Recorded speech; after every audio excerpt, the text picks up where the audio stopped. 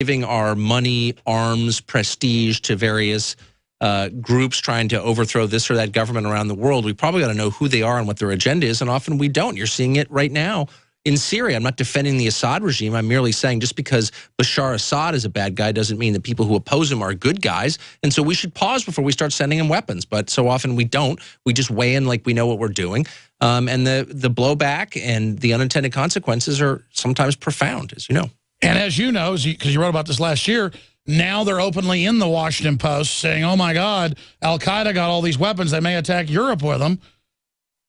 It's incredible. So the weapons out of Benghazi into Syria are already leaking all over the place. And we have a right to know that, by the way. I mean, you know, half of what the government does seems sometimes like it's classified. And if we're arming a rebel group in Syria, you know, maybe all the details shouldn't be public, but that basic fact ought to be public, and it's not. You know, they keep it from us. And what do you make of the new Washington Post article out today where the al-Qaeda rebels with al-Qaeda flags are chopping people's hands off because they don't follow the religious rules? And it says the extremist Syrian group deemed too radical even for al-Qaeda. Well, wait, they have al-Qaeda flags. They have the Wahhabist flags, are now chopping people's hands off for not joining them. I mean, look, they're savages, obviously. In the end, it seems to me our interest in other countries is stability. And so, you know, for all the talk, I mean, the irony is, for example, in Egypt, the Obama administration was talking about, you know, the right of the Egyptian people to determine their own future and to be free. So we, in effect, backed the overthrow of Mubarak. A year and a half, 2 years later, the people of Egypt are less free. The Islamists have more power. So, again, the paradox is sometimes as we pursue liberation in the rest of the world, we wind up abetting tyranny. And so we should just, like, be humble, understand what you don't understand that there are always consequences you can't foresee. Sometimes it's better just to, you know, don't just do something, stand there. Restraint is called for. And no one ever says that out loud because you sound weak when you say it, but it's true. Well, saber-rattling with Iran, all the numbers show, props up the mullahs. Exactly. And then saber-rattling with Putin actually strengthens his position in Russia.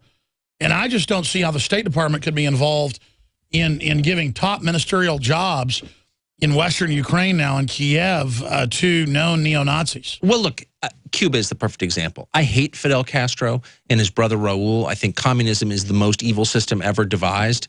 I truly hated the Soviet Union. I'm not defending Cuba at all. My only point is our embargo against Cuba clearly allowed Fidel to stay in power longer. So, you know, think through what you want the end result to be and then, you know, do wise things in order to bring it about. I mean, you can wind up helping people by attacking them, I guess, is the obvious point. I want to get into GOP and the whole libertarian movement, the Tea Party, and the battle that's going on there. But one of your compadres from the Daily Caller was here, and he said that we ought to bring up the point, which is a really good question I didn't think to ask, about how Wall Street is so behind Obama and how the Republicans are behind Obama. The leadership is not wanting to repeal Obamacare. What do you think is behind that? Because that's what's making the Tea Party so upset. Well, there's been a huge shift in American culture and American politics that people rarely mention, and that is that rich people now vote Democrat. Rich people and poor people vote Democrat. This is a broad generalization, but it's generally true, and everyone else doesn't. And so Wall Street absolutely is responsible for Obama's election, or partly responsible in 2008. They supported him. They financed his campaign, even to some extent in 2012. And they are united. Wall Street is united with the Democratic Party and with some in the Republican leadership on the question of immigration. Low-skilled immigration obviously raises profits for some companies. It also brings in Democratic voters. And so there is this unspoken arrangement between the two parties, the leadership of the two parties, to back what they call immigration reform, increasing, not just legalizing the 12 or 13 million illegal aliens here, but in doubling the number of legal entrants, low-skilled labor into the country, because it helps both the parties. I just don't think it helps middle-class Americans at all, and I don't think there's any evidence it does. But he's already, by fiat, legalizing most of the people and not deporting them. I saw that, I think it was in the Daily Caller just the other day, that they've slashed the number of people in court that they're actually beating. You know what? Let's skip this network break. This is too important. We're going to skip that break right there. I can do that occasionally. Because I'm on radio show. It sounds like fun. Well, no, it does cost the network money, but that's, you know, whatever. We do it sometimes because I just want to keep talking about this. Where do you see it all going? Because I see the elite in this country thinking short term about their profits instead of thinking long term about the integrity of the nation. I mean, this country's infrastructure, all of it is just rotting. And then government has this instinct to want to disenfranchise, get people on the dole, put them on welfare, cut their hours from 40 hours to 25 hours under Obamacare. I mean, it really is Cloward and Piven. Well, it doesn't make any sense at all from an economic point of view. You want immigration when you have a labor shortage. And we have the opposite of a labor shortage. We have persistent, long-term, double-digit unemployment. I don't care what the official numbers are. We have double-digit unemployment that's extended for, what, 6 years now, 5.5 years. You can't tell me that we have a labor shortage. We have just the opposite. So why are we why are we doubling the number of legal workers? Because they work cheaper. Now, that's great for the businesses that employ them, and I understand that. I'm not attacking business. I'm merely saying it's not so great for people who already live here. The U.S. government has one job, only one job, and that's to look out for the interests and the safety of American citizens, not for people in Guatemala who want to come here, not for the striving masses around the world. It'd be nice if we could help them, but that's not our main job. Our main job is to watch out for people who are already here and citizens here, Americans. And that scheme, importing millions, literally doubling the number of legal workers here, shafts Americans because it undercuts our wages. It's really, really simple. There's no defending that. Well, I agree with you, and the numbers are very clear. This isn't even really debatable if someone is educated about basic economics.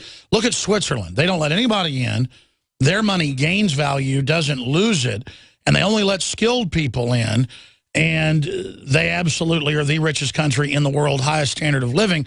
Versus here, as Ross Perot said, you bring in giant unskilled groups, it doesn't raise your country, it drives down the overall standard of living. We become like Guatemala or Nigeria, they don't become like us. Well, exactly. California, where I grew up in Southern California, California, when I was a child, I'm about to turn 45, was one of the richest states in the country. It had a great school system and had great infrastructure.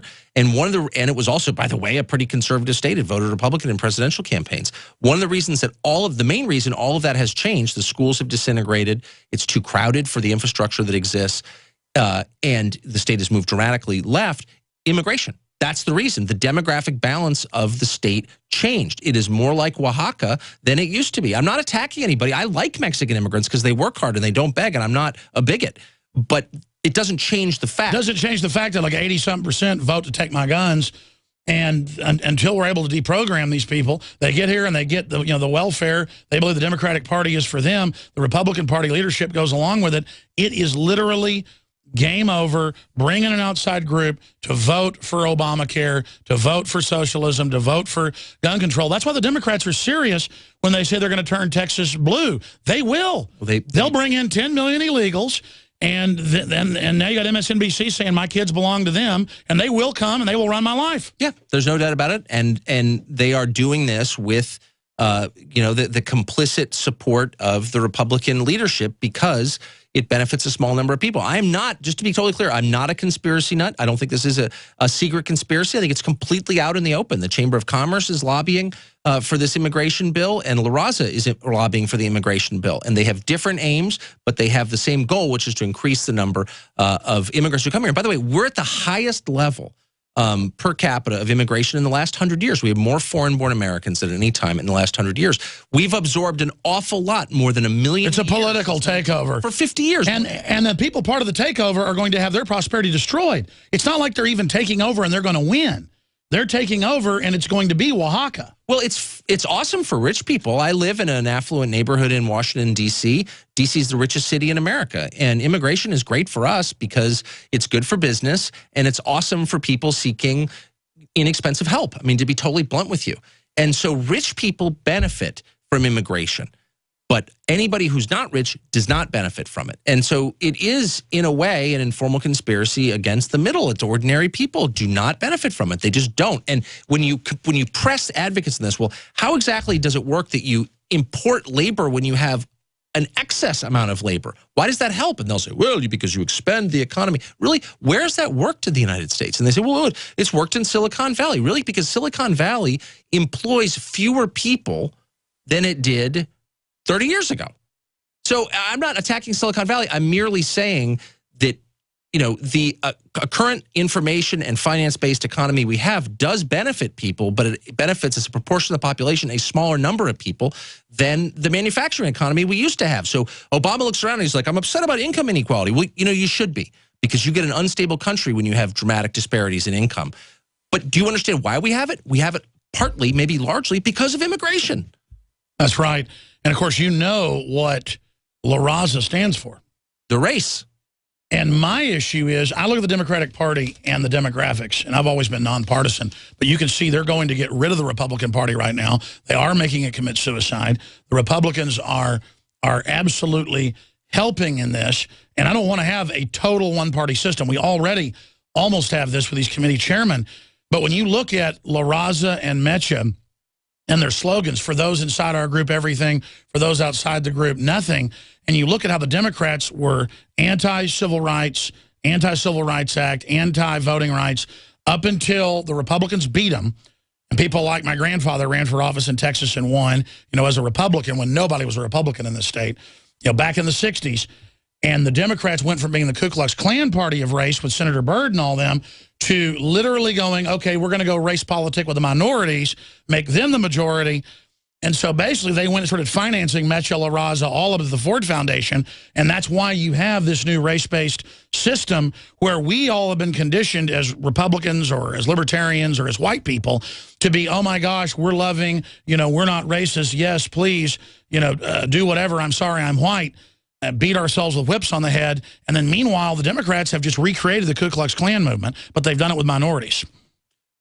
Yeah, there's a lot of truth in that. I wish there weren't. I mean, there's no question that the country is more race conscious than it was when I was a kid. I thought we were moving away. I hate segregation. Clarence Thomas said that and got demonized last week. But it's just factually true. We went from my kids, I have 4 children, and they learn all about segregation. In fact, it's one of the few things I learned about in school, and how horrible it was. And I agree with them completely. The idea that the federal government would take sides based on race is immoral and horrifying. And I always want to say them, but I never do because I don't want to upset them because they're too young.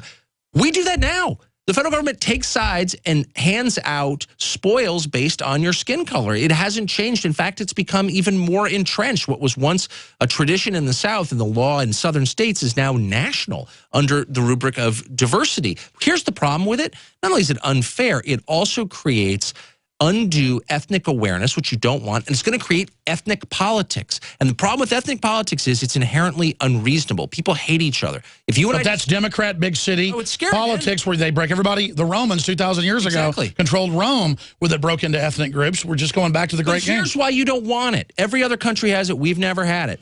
If you and I disagree on an issue, we can be mad at each other, but the issues get resolved, like they change, and we can become friends again. If we disagree on ethnic grounds, if we dislike each other because we're of different ethnicities, that never changes. Ethnicity is immutable. And it doesn't make it about actual issues. It makes it about skin color. And people become, by definition, unreasonable, irrational, in some cases violent over ethnic division. And you really want to you want to downplay the importance of race and ethnicity, and we are accentuating it with this. Oh, Martin Luther King said, make it about what somebody does, what they stand for, not about what color they are. I'm just saying they're playing with fire. I'm not even making a moral case here.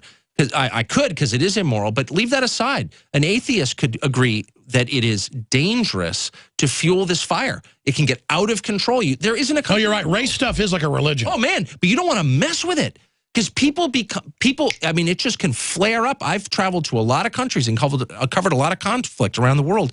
And the one thing almost every place I've ever been has in common, at its core, the conflict is an ethnic conflict. That is the case in Iraq, Sunni, Kurd, Shia. They hate each other not because of what they believe, but because of who they are. We don't want that here. Same thing in Egypt? Exactly. Same thing in Ukraine. It's Catholic Orthodox. It's also Russian-Ukrainian. That's why you're seeing what's happening in Crimea. Crimea is 70% ethnic Russians who are different from ethnic Ukrainians. The distinction seems minor to us. It's not minor to them. It's central to them. Well, that's right. And plus the Ukrainians ran into Russia during World War II and killed a bunch of Russians. Then vice versa, the Russians came in and killed them. Yeah, and Stalin starved half of Ukraine in 1938, the biggest famine in human history. So, like, there's a lot that we don't perceive because to us, everyone's the same. They're all foreigners. But no, they break down along ethnic lines. You don't want that here.